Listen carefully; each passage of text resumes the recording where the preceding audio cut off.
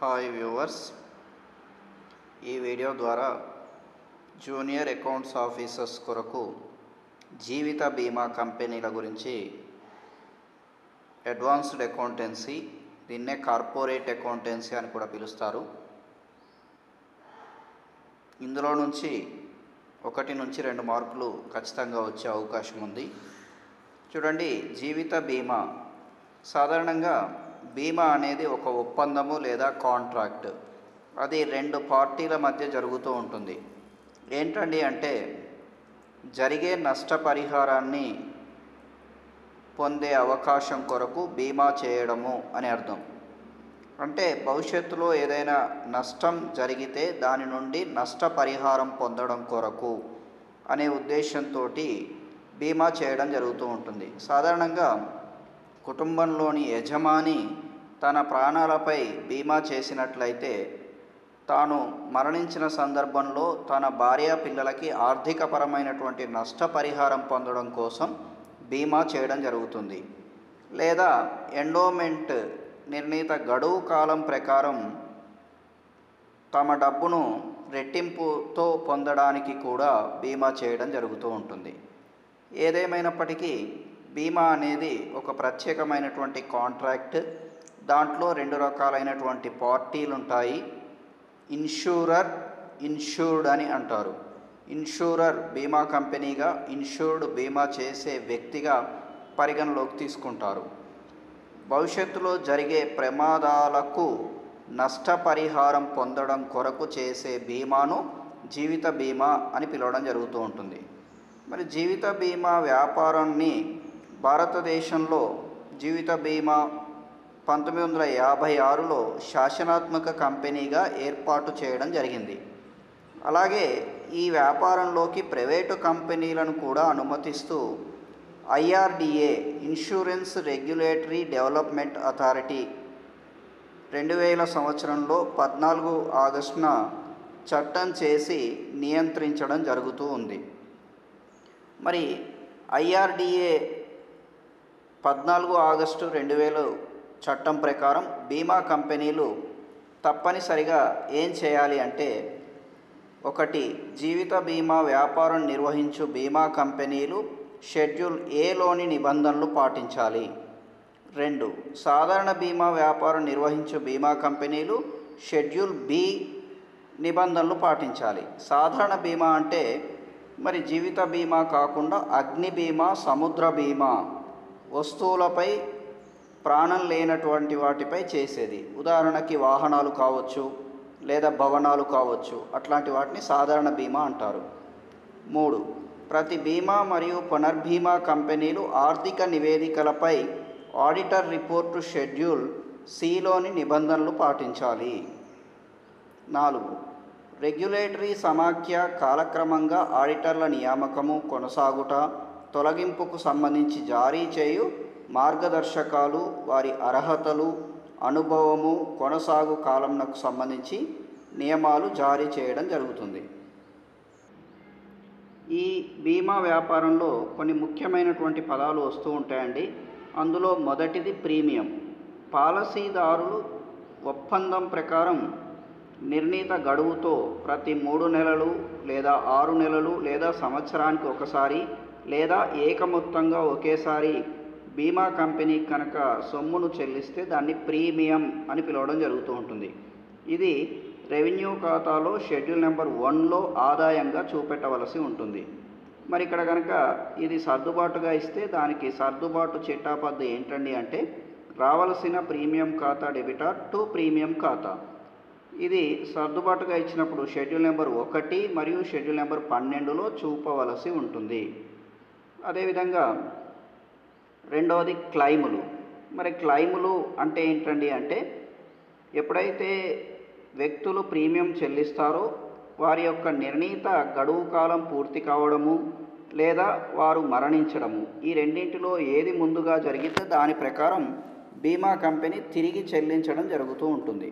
మరి అలాంటప్పుడు దాన్ని క్లైములు అని పిలవడం జరుగుతూ ఉంటుంది. మరి ఇలాంటప్పుడు వీటిని ఖర్చుగా పరిగణిస్తూ షెడ్యూల్ నెంబర్ 4లో రెవెన్యూ ఖాతాలో చూపెట్టాలి.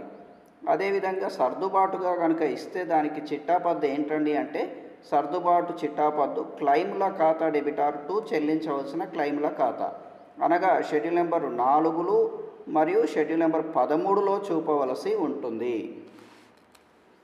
అదేవిధంగా వార్షికాలు. బీమా కంపెనీ వ్యక్తుల నుంచి ఒకసారి కొంత మొత్తాన్ని స్వీకరించి వారు జీవించి ఉన్నంత కాలం నెలసరి కానీ సాలుసరి కానీ చెల్లిస్తుంటే అట్లాంటి వాటిని వార్షికాలు అంటారు. మరి వీటిని కూడా షెడ్యూల్ నెంబర్ 4లో చూపెట్టవలసి ఉంటుంది. తర్వాత వదులుకోళ్ళు. ఎప్పుడైతే పాలసీదారుడు తన పాలసీ యొక్క ప్రీమియంలు కట్టకపోవడము లేదా తన పాలసీ నచ్చక వాపసు ఇవ్వడము కనుక జరిగితే బీమా కంపెనీ మొత్తాన్ని తిరిగి పాలసీదారుకి చెల్లించడం జరుగుతూ ఉంటుంది. దానిని వదులుకోళ్ళు, సరెండర్ వాల్యూస్ అంటారు. వీటిని షెడ్యూల్ నెంబర్ 4లో చూపెట్టాలి రెవెన్యూ ఖాతాలో. అదేవిధంగా జీవిత బీమా నిధి. జీవిత బీమా వ్యాపారానికి సంబంధించిన రాబడి వ్యయం కన్నా ఎక్కువగా ఉన్నట్లయితే దాన్ని జీవిత బీమా నిధి అంటారు. ఇది షెడ్యూల్ నెంబర్ 8లో ఆస్తి అప్పుల పట్టికలో చూపెట్టాలి.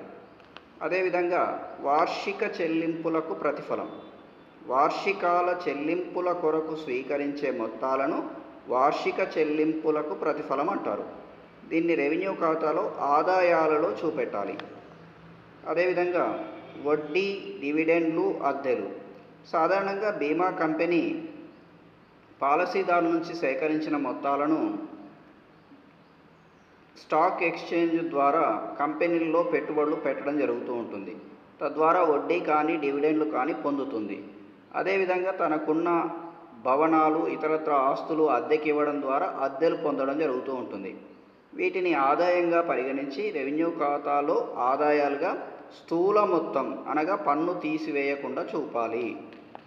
అదేవిధంగా పునర్భీమా. పునర్భీమా అంటే ఏంటండి? ఒక బీమా తన యొక్క నష్ట బాధ్యతను తగ్గించుకోవడానికి ఇంకో బీమా మీద బీమా చేయడం జరుగుతూ ఉంటుంది. అలాంటి దాన్ని పునర్భీమా అంటారు. ఈ పునర్భీమా అనేది కనుక తీసుకున్నట్లయితే బీమా కంపెనీకి మధ్య మాత్రమే సంబంధం ఉంటుంది, కానీ వ్యక్తులకు ఎలాంటి సంబంధం ఉండదు. దీని యొక్క ప్రధాన ఉద్దేశం ఏంటి అంటే తమ యొక్క నష్ట బాధ్యతను తగ్గించుకోవడం.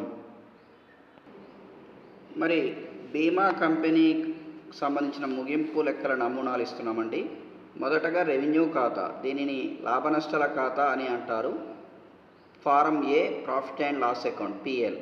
ఇది నిలువు రూపంలో చూపెట్టాలండి. వివరాలు, షెడ్యూళ్ళు, మొత్తము. దీంట్లో షెడ్యూళ్ళు 1, 2, 3, 4 అని వస్తాయి.